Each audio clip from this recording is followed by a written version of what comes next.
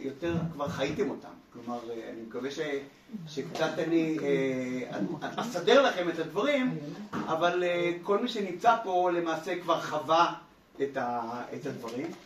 עכשיו, מה עשינו למעשה עד היום? איזה דברים, על מה דיברנו עד היום?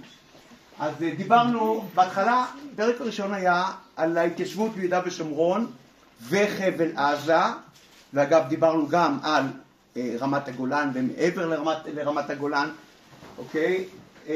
ההתיישבות ביהודה ושומרון לפני קום המדינה, רכישות, ההתיישבויות וכו', זה היה הפרק הראשון. הפרק השני היה מיד אחרי מלחמת ששת הימים, חזרנו חזרה לשטחי יהודה ושומרון, שחררנו את שטחי יהודה ושומרון, תכף תבינו עד כמה מילה שחררנו עם מילה טעונה, כי זה הפרק שאנחנו עומדים לדבר עליו היום. אבל עיקר ההתיישבות אחרי מלחמת ששת הימים הייתה התיישבות ממוסדת, מדינתית. כלומר, במדינת ישראל הובילה להתיישבות, אבל בעיקר, כמו שאתם זוכרים, היה ברמת הגולן, בבקעת הירדן, בפתחת רפיח, והתחלות גם בגוש קטיף. זה היה, בבקשה, וגוש עציון, נכון, אוקיי? על פי מסמך גלילי ועל פי המפה של יגאל אלון, הפרק השלישי התחיל, הוא דיבר ועסק בעיקר במאבקים של הציבור האמוני. מה שקרה הרי היה צריך לפרוץ ממפת יגאל אלון, שסגרה אותנו בבקעת הירדן, ולא הייתה התיישבות ביהודה ושומרון למעט חברון וגוש עציון, והיה צריך לייצר פריצה כדי שתהיה התיישבות מלאה בכל רחבי יהודה ושומרון. זה היה המאבקים שעליהם דיברנו בפרק השלישי. בפרק הרביעי דיברנו על מה השתנה כאשר ממשלת בגין עלתה לשלטון. פתאום הייתה פריצה התיישבותית, היו תוכניות התיישבותיות, מתין רובלס, אריק שרון וכו'. דיברנו על זה די בהרחבה בפרק הקודם. בפרק הזה אנחנו נדבר על המלחמה בהתיישבות. האם המלחמה בהתיישבות החלה מיד, או היה משהו תהליכי שקרה, ואיך זה הלך והתעצם? כלומר, המאבק הזה הלך וגדל, הלך והתעצם. אוקיי? הבאתי איתי ספר שאני מניח שכולכם... בילי, השארתי את זה בבית. לא, מתחת לזה. צילמת, לא?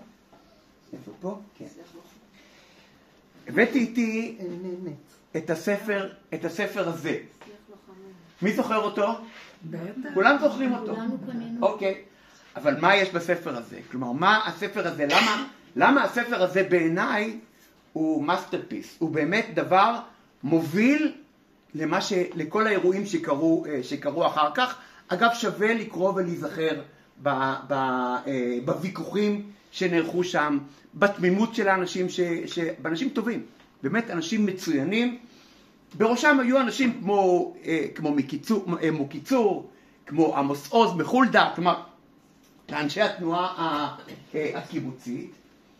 והשיח לוחמים, למעשה, הוא התחיל כאירוע של חיילים ולוחמים שחזרו מהקרבות במלחמת ששת הימים. הקרבות במלחמת ששת הימים היו אחרי 19 שנה שלא היינו בשטחים האלה, אבל הם נגעו בעיקר בנושאים מוסריים. פתאום אנחנו הורגים. אנחנו נתקלים בכל מיני אירועים שבהם אנחנו נכנסים לתוך כפר, מה שעשינו לא פעם במלחמת השחרור. עשינו במלחמת השחרור, אבל הדור הזה הוא כבר דור שונה. הוא מסתכל על הדברים בצורה אחרת, הוא כבר לא מקבל את כולכם בטח זוכרים את הגדוד של משה דיין, שנכנס בסערה ללוד, עם רמקולים וכולי. כל תושבי לוד בורחים, אגב בורחים לאזור, פחות או יותר לאזור שלנו, אוקיי? כן, נכון.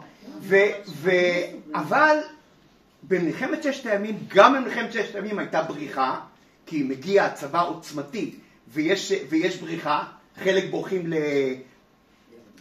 בורחים לעבר הירדן, אבל תושבי עזה כמעט לא בורחים. כמו תושבי עזה אין להם למעשה לאיפה לברוח.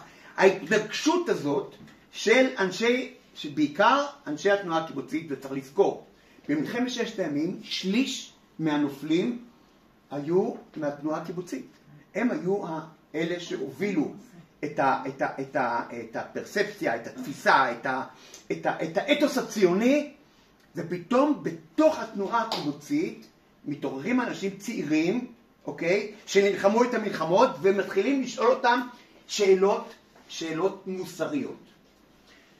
במקביל הרי דיברנו לפני כמה פרקים שמיד אחרי מלחמת ששת הימים קמה ההתעוררות של תנועת ארץ ישראל השלמה, בראשם גם אנשים שהובילו בעבר את האתוס הציוני. זה לא רק הצג, זה גם אנשים כמו ש"י עגנון, כמו נתן אלתרמן. בקיצור, היו אנשים מהמרכז של התנועה הציונית, בוודאי אדם כמו יצחק טבנקין, שהיה ראש אחדות העבודה, אבל מצד שני, יש פתאום בתנועה הקיבוצית התעוררות שונה, ומתחילים לשאול שאלות מוסריות. עכשיו, אף עם לא שואל את עצמו שאלות מוסריות כאלה. זה מתעורר אצלנו, כי זה בסופו של דבר, זה לא לדיון כרגע, אבל זה למעשה חלק מתוך ה-DNA היהודי. כלומר, האדם היהודי, הוא שואל את השאלות האלה. זה לא סתם, זה לא סתם... חרבתחי זה, היו... נכון. למשל, אחרי זה נראה שאחד האנשים הבולטים בתנועת הזה, זה אדם כמו סמי חיזר. סמי חיזר שלחם במלחמת העצמאות, אוקיי? וחיים חפר וכולי, הם מצטרפים אחרי זה להתנגדות הגורפת להתיישבות. אבל על הניצנים שעליהם אנחנו מדברים כאן, זה נתפס כסוג של צעד ראשון בדרך להתעוררות של ההתנגדות. עכשיו, הם מסתבר, אחרי זה היו כל מיני הקלטות, שהם גם הלכו למרכז הרב. אמרו, אוקיי, בואו נשמע גם מה אומרים החבר'ה האלה, אבל בשיח לוחמים לא תמצאו את הדיבורים של חנן פורת ושל יואל בן-נון וזה. את ההקלטות האלה מצאו, 30 שנה אחרי זה מצאו באיזשהו מקום, באיזשהו גניזה, את ההקלטות שנעשו בשיח לוחמים, שבאו גם לעשות סשן כזה של דיבור עם אנשי מרכז הרב, אוקיי? אבל הדיון הזה, אני מתעכב עליו, כי אני חושב שזה היה למעשה הבסיס של ההתחלה של השאלות המוסריות האלה. בשיח לוחמים, אני כבר לא זוכרת, זה רק שמאל? בבקשה? בשיח לוחמים בספר עצמו זה רק כן. שמאל? כן, אנשי קיבוצים, כן. היינו מצטטים בזה בכל מיני... נכון, שאלות מוסריות, נכון. מצאתי פתק בתוך, כשהכנתי את ההרצאה, הוצאתי את הפתק של בילי כשהייתה ועדת תרבות פעם.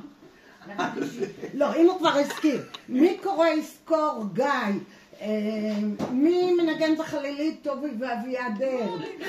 מגש הכסף אביעד בערה ושלומי, מגדי הריקוד ילדי הגן, משה ועוד. אוקיי, אז מה אנחנו... תסלחי לנו לארכיון קבוצה. אז מה היו הדברים שכל כך הקשו? למשל, מוסר הלחימה והכיבוש. היו אנשים עם אידיאולוגיה סוציאליסטית, לזכור עדיין הוויכוח עם ברית המועצות, לא ברית המועצות עדיין נמצא בתוך הזה. הם שאלו את השאלות שכבר עלו, כמו שאמרתם, עלו גם במלחמת העצמאות, אבל עלו בצורה הרבה יותר חזקה, שאלות של טוהר הנשק, היחס לאוכלוסייה האזרחית בשטחים שנכבשו, אהבת האדם מול המוסר האוניברסלי. כלומר, איפה אנחנו עומדים? הפרטיקולרי מול האוניברסלי, פה נכנס בצורה מאוד מאוד משמעותית, החשש מעוצמה, והנקודה שהיא באמת משמעותית, שנעמוד עליה בהמשך, זה הקידוש של הלאומיות. כלומר, הפכנו להיות ציבור לאומי על גבול לאומני. אז, המשיחי עוד לא עמד אז, אוקיי, המילה המשיחית זה בהמשך, נכון, אוקיי. וכמובן התחילה לשאול, מה, אנחנו באמת נחזיק את כל השטחים האלה בעתיד?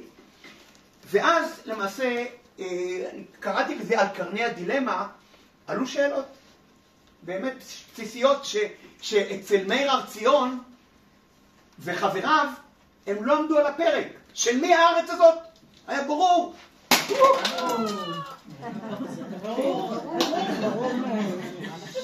גם זה נשבר. של מי הארץ הזאת? השאלה של מי הארץ הזאת הייתה שאלה ברורה, ולא היה צריך לתת עליה שום תשובה, כי ברור של מי הארץ הזאת. חסרה בטריה. למשל, זה בטריה אחת. מתחת לרצועה של התיק. מתחת לרצועה של התיק. איפה? לא. אבל יש בטריה אחת. יש בפריזר כמה. אוקיי, למשל שאלה שעד עכשיו לא הוכרעה, והיום מנסים כן להכריע את השאלה הזאת. אני כשהייתי ביש"ע עמדתי על זה בצורה מאוד חזקה, לנסות להוביל, עבדתי אז מול ראש תאגיד השידור וכו', ודרשתי שלא יקראו ליהודה ושומרון הגדה המערבית. אמרתי, מה זה הגדה המערבית? מה פירוש המושג הזה גדה מערבית? דברו עברית, יהודה ושומרון, אבל זה עד היום קריינים לא מפסיקים להגיד את המילה הזאת גדה מערבית. אגב, יוסי דגן עושה עבודה נהדרת, הוא אפילו מנסה להכניס את זה בקונגרס האמריקאי, שבקונגרס האמריקאי לא יגידו ווסט בנק, אלא יגידו ג'ודיה עם סמריה, אוקיי? נכנס המושג של הכיבוש משחית, שאולי נדבר עליו בהמשך. גזל קרקעות, נגיע גם לליבוביץ'. המושג סוס ורוחבו. אני זורק פה את המושגים, אבל בסופו של דבר לאט זה. יש ספר שנכתב, ספר אדוני הארץ, רציתי חבל שהבאתי אותו פה. ספר עם כותרת אדוני הארץ עם 700 עמודים. מי כתב את זה? עיתונאי בעיתון הארץ, ברח לי כרגע השם. את הזכרת מקודם את המשיחיות. משיחיות זה מילה קצת יותר מאוחרת. אפרטהייד, דרום אפריקה. הייתי בדרום אפריקה ולקחתי לעצמי יום בדרום אפריקה להבין מה זה אפרטהייד. יש ביוהנסבורג, יש עקיבא אלדר ועידית זרקא. עקיבא אלדר, בדיוק, עקיבא אלדר. בעיקר עקיבא אלדר. יש בדרום אפריקה, ביוהנסבורג, מוזיאון האפרטהייד. ביליתי שם חצי יום במוזיאון להבין, ללמוד מה זה אפרטהייד. לא מיני ולא מקצתי, זה משהו אחר לגמרי, לא ייכנס כרגע לעניין למה. אבל עצם העובדה שאפשר לשבת במכון הישראלי לדמוקרטיה, אוקיי? לידי יושב זה שהיה שר אני כרגע עם שמות זה דבר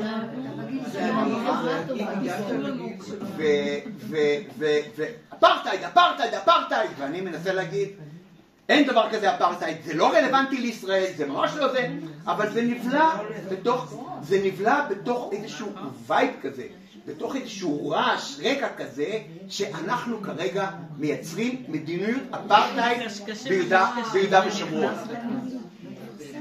יותר מאוחר נכנסה שאלה שנדבר עליה בהמשך, אבל יותר מאוחר היא נכנסה. השאלה היא האם אנחנו גורמים לזה שמדינת ישראל תהיה מדינת כל אזרחיה באמצעות זה שאנחנו ממשיכים להחזיק ביהודה ושומרון. מתחיל להיות ויכוח למשל על כמות הערבים שיש ביהודה ושומרון, 4 מיליון ערבים בגדה המערבית. ואז באים אנשים מהכיוון שלנו וסופרים אחרת. אני זוכר איזשהו ויכוח שהיה לי עם ארנון סופר ערבים. שומעים את השם? כן. ארנון סופר? אני יושב איתו בזה וקראתי לו ארנון סופר ערבים. הוא נעלב עד עמקי נשמתו. אבל ארנון סופר ערבים ספר 4 מיליון כשהמציאות הייתה אחרת, דיברנו על 1.7, אז בואו נניח שכבר מדובר ב2, בסדר? ואז אתם זוכרים את קישון? סליחה שניצחנו? אבל עם הצד השני. חלק מתוך, נכון, אבל זה בדיוק זה. ושלום הפך להיות מילת המפתח. עכשיו, איפה המילה עכשיו? נגיע בהמשך לשלום עכשיו. מי המתנגדים העיקריים? אוקיי? לכאורה שיח לוחמים צמח בפלג מסוים, בצד מסוים של השלטון עצמו. לעומת זה המלחמה בהמשך השנים הייתה כנגד השלטון של הצד השני. ולכאורה יש הבדל מאוד מאוד עקרוני. כי שם השלטון עצמו הוא זה שכבש וגירש, ראו מה קרה במלחמת ששת הימים, בכל אזור של מבוא חורון נגיד, שהיה שם לא שונה מאשר מלחמת השחרור, חוץ מזה שלא אהבו אלא גירשו. זה כמעט האזור היחיד שלי. נכון מאוד, אני תכף אדבר, תראה, התנועות שתכף אני אדבר עליהן, התנועות הראשונות היו תנועות אנטי-ממסדיות. כלומר, נגד הממסד של גולדה מאיר, של מפלגת העבודה, הם היו בעיקר נגדם. כשקמה ממשלת הימין של בגין, אז קם שלום עכשיו. אז התעוררו שלום עכשיו. גם הציבורים הם ציבורים קצת שונים. צריך לנסות למסגר ולהבין את האירוע הזה, ותכף אני אמשיך בדיוק בכיוון. מלכת האמבטיה זה היה אנטי-ממסדי, זה היה מהשמאל היותר קיצוני למערב. נכון, אנחנו תכף נראה גם קטעים מתוך הזה, אוקיי? אז מי המתנגדים העיקריים שאנחנו... למשל, היו סופרים ואנשי אקדמיה, אנשי רוח, ארגוני שמאל וזכויות אדם. כלומר, אמנם ראינו את ההתעוררות לכאורה בבני הקיבוצים, אבל זה היה מכלול יותר גדול, ואז נכנסו לזה גם מפלגות וגורמים פוליטיים. מפלגות מהשמאל והמרכז, שהתחילו לדבר על פתרון שתי המדינות, אוקיי? ופתרון שתי המדינות צץ יותר מאוחר, כמו שאתם יודעים, אבל מה שהיה חשוב זה לסגת מיהודה ושומרון, להפסיק את זה, ואז התחיל גם אירוע של סירוב כיבוש. כלומר, הגיעו סרבנים שאמרו, אנחנו לא הולכים...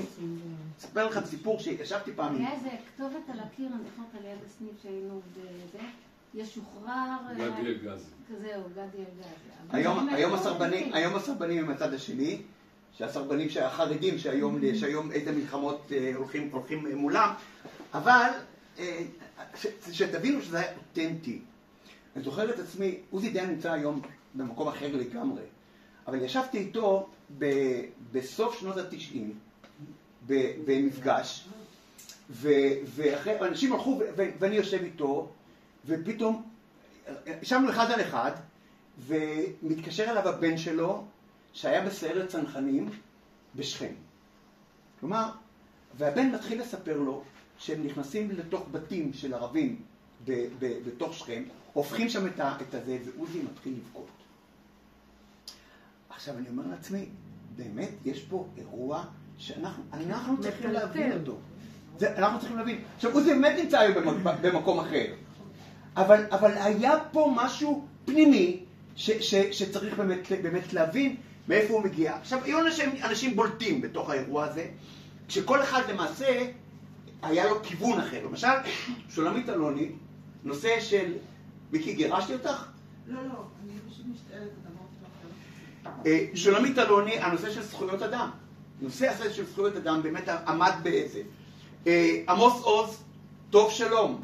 טוב שלום מארץ ישראל. הוא היה אחרי זה גם את הסיסמה הזאת, טוב שלום מארץ ישראל השלמה, והוא אמר פרופסור לייבוביץ'. פרופסור לייבוביץ' דיבר על יודונאצים. מאיפה בא הביטוי יודונאצים שתכף נגיע אליו? מתחושה שעצם הכיבוש שלנו ביהודה ושומרון הופך אותנו לנאצים. מה זה נאצים? לאומנות. כלומר, זה התהליך שאליו הגיע, והוא הפך להיות האבא הרוחני, הגורו של התנועה הזאת, אוקיי?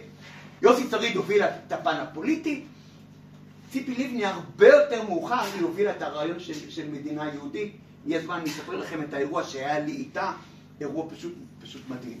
מה זכויות מדינה? כן, מיליון ערבים, יותר מדי ערבים. בזמן שהיא עדיין הייתה בליכוד. אבל אני לא רוצה להקדים את המאוחר, ואני אדבר על כמה תנועות אחרי זה נראה שיש הרבה יותר תנועות, אבל לקחתי שתי תנועות שרציתי לייצר עליהן איזשהו, לנסות להבין מה התנועות האלה אומרות, פחות או יותר בכיוון שעליו דיבר אלי מקודם, כי התנועות האלה הן תנועות שמתנגדות לממסד המפאיניקי, אוקיי? אז אנשים כמו מצפן, תנועת מצפן, היא הוקמה על ידי אנשים כבר ב-1962. כלומר, לא אחרי 67, כבר ב-1962, והם יצאו מתוך המפלגה הקומוניסטית, והם היו אז באותה עת, רוסיה הפכה להיות האויב מספר אחד של מדינת ישראל. הם חימשו את סוריה וחימשו את מצרים, וכל האירועים היו סביב מול רוסיה, ויש קבוצה בתוך מדינת ישראל שמובילה את ברית המועצות, את התפיסה הקומוניסטית של ברית המועצות. זה פחות או יותר האנשים שהיו שם, אוקיי? אנחנו נתקלנו בהמשך גם בוורשבסקי, באודי אדיב ובלאה סמל, שעד היום היא מקבלת פרסים מכל מיני מקומות. אבל השקפת העולם שלהם, בבקשה. חיים? לא זכרת כבר אז. לא, הוא איש מפורסם יותר. אני איכשהו... עדי, מי שהוביל את החלק הרוסי בארץ היה מפ"ם דווקא. לא יודע, זה לא התחיל במצפן. זה יצא מתוך, הם התפלגו, זה מרקי, הם התפלגו מתוך מפ"ם. אוקיי, קח את משה סנה. משה סנה שהקים את מרקי, הוא יצא מתוך מפ"ם. אוקיי? זה תהליך, אחד הדברים שקרו שם, זה התפצלויות, שגם אנחנו רואים היום את ההתפצלויות האלה אצלנו. אוקיי? אבל השקפת עולם הבסיסית היא מרקסיסטית, מהפכנית, שמתנגדים לכל ניצול ודיכוי, ואז הם מתחילים לשאול את עצמם שאלות על עצם הציונות. האם הציונות עצמה היא תנועה כובשת קולוניאליסטית? כלומר, היא למעשה הגיעה לפה ונכנסה לפה חלק מתוך הקולוניאליזם העולמי, אבל הקולוניאליזם העולמי מתחיל להתפרק, ופה הוא נשאר. ככה אנשי מצפן ראו את האירוע הזה, ולכן מדינת ישראל כמדינה יהודית לאומנית לא יכולה בכלל להישאר פה ולהשתלב בתוך האזור הזה. והנה, זה למעשה הביטאון שלהם, היה ביטאון מצפן. זכותנו להתגונן.